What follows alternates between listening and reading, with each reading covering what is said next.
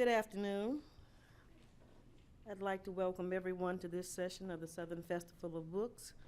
We have two authors this afternoon, who one is native to Nashville and one has been here long enough to be considered a Nashvilleian.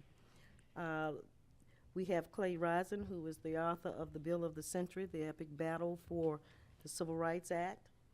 He is the author of the New York Times op-ed section, and before that he was assistant editor at the New Republic and the founding manager editor of the noted quarterly Democracy, a Journal of Ideas. His recent freelance work has appeared in such journals as The Atlantic, the Smithsonian, and the Washington Post. His first book, A Nation of Fire, America in the Wake of the King Assassination, was hailed as a compelling original history. He is also the author of American Whiskey, Bourbon, and Rye, A Guide to the Nation's Favorite Spirit. And you can follow him on social media, on Twitter and Instagram. Our second person will be Andrew Marianis. He is the author of Strong Inside, Perry Wallace, and the Collision of Race and Sports in the South. This is his first book. He is a partner at McNeely, Pidgeot, and Fox Public Relations in Nashville. Andrew studied history at Vanderbilt University and was the recipient of the Fred Russell Grattan Rice Sports Writing Scholarship. He worked then for 5 years in Vanderbilt's athletic department as the Associate Director of Media Relations, dealing primarily with the men's basketball team. He is the son of the Pulitzer Prize-winning journalist and best-selling author David Marianis and the trailblazing environmentalist Linda Marianis. He was born in Madison, Wisconsin, grew up in Washington, D.C. and Austin, Texas, and now lives in Brentwood, Tennessee. And you can follow him on social media, on Twitter and Facebook. At this time, we will start with Clay, The Bill of the Century, the epic battle for the Civil Rights Act. The format for this afternoon will be that they will give short summations of their books dealing with the thesis. There will be a question and answer period, and then I will do an overview and a summation. Okay. Well, thanks everybody for. Yeah, there we go. Thanks everybody for coming out. Definitely see some familiar faces, some folks I've not yet met, and I'm really just honored to be back here in Nashville, talk about my book, and to be on this panel with these wonderful folks. Just a brief sort of overview of the book, because I think we'd all love to move into some Q&A at some point soon. But when I sat down to work on the book, my real sort of interest was to take something that a lot of people knew bits and pieces about and to put it front and center. When we think about the Civil Rights Act, what we know about it tends to come through biography, right? So we read the Lyndon Johnson biographies, Martin Luther King biographies, John F. Kennedy, Bobby Kennedy biographies, and those all have important sections on civil rights. But when you think about it, it's sort of like the story of the blind men describing an elephant. It's one touches the trunk and doesn't know about the tail and such. It's the same thing when you're doing biography. Biography is a great format, but one thing that it does is it can't help but overemphasize the role of the subject in whatever they're talking about. Even if the author tries to downplay it, the reader's going to say, well, obviously Lyndon Johnson or John F. Kennedy was absolutely central to the way the Civil Rights Act passed. It was his bill or his bill. And none of that's wrong. I think, as I said, there's some wonderful biographies out there, but they just by nature don't tell the whole story. And that is the way the story is often told. So what I wanted to do was say, well, what if we make the Civil Rights Act the core? What happens then?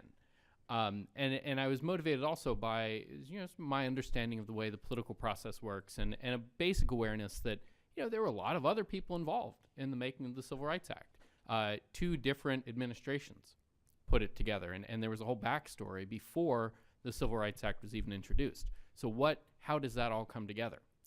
And nevertheless, I didn't know really what I would find when I sat down to start working on it. And what emerged for me was a very complex story. Not one, I didn't want to write what kind of often is derided as people's history, but I also wanted to look at, well, who are the people who are just not remembered anymore? Who were the people who actually wrote the bill, physically sat down, and the lawyers in the Justice Department who put it together, who helped craft it as it moved through the House and Senate? Who were the people who, when they were sitting down and trying to plan in the civil rights, in the movement itself, trying to plan how do we goad the government into acting? Obviously, Martin Luther King is front and center in that story, but who else was there with him? And how did the events of the 1950s, the early 60s, how did those key into the decision to introduce this bill? And who were the people that convinced John F. Kennedy, who did not want to go into civil rights? He was very wary of touching civil rights. Who were the people that convinced him, or what were the events that convinced him, no, actually, you should jump whole hog into this? And like I said, what emerged was a constellation of figures, some more important than others. And of course, John F. Kennedy and Lyndon Johnson and Martin Luther King played very important roles in this story. But so did men like Bill McCulloch, who is forgotten today, but he was the ranking Republican member on the Judiciary Committee.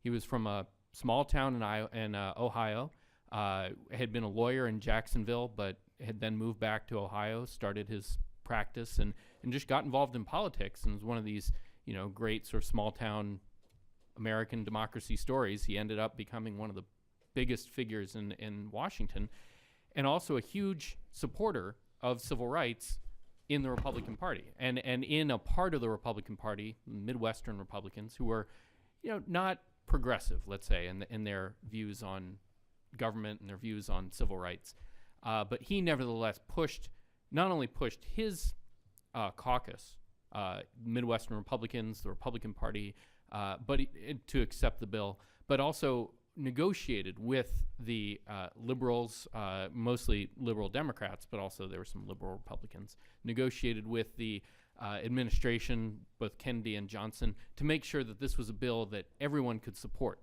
As everybody knows, the big problem was, how do you get around the Southern Democrats? So you had to have an alliance with the Republicans, but a lot of those Republicans have been forgotten. Guys like McCulloch were the ones who were making sure that there was enough support for the bill among people who naturally were not naturally disposed to support it. Another guy that I just think was a wonderful character and deserves a lot more attention in American history is a man named J. Irwin Miller, who was the president of or chairman of Cummins Engine, and they're still one of the biggest diesel manufacturers in the world. But in the early 60s, he was not only the head of this company, but he was the first lay chair of the National Council of Churches. And he was a liberal Republican from a small town in Indiana, and friends with John F. Kennedy, but also friends with Bill McCulloch and a bunch of Republicans. And he helped organize not only business interest behind the bill, but also religious interest. And he galvanized an entire movement of religious activism across the Midwest to get them to start lobbying their senators and their representatives. There are people like Clarence Mitchell, who was the head of the NAACP's Washington Bureau, and was kind of the head lobbyist for the civil rights movement. And again, he's forgotten today, but at the time, he was known as the 101st senator, because he was a guy who was very much a lobbyist. He had an interest, he had a group, he had an agenda when he went in to meet with people, but he could sit down with a Southern Democrat, he could sit down with a Midwestern Republican who might have met 10 black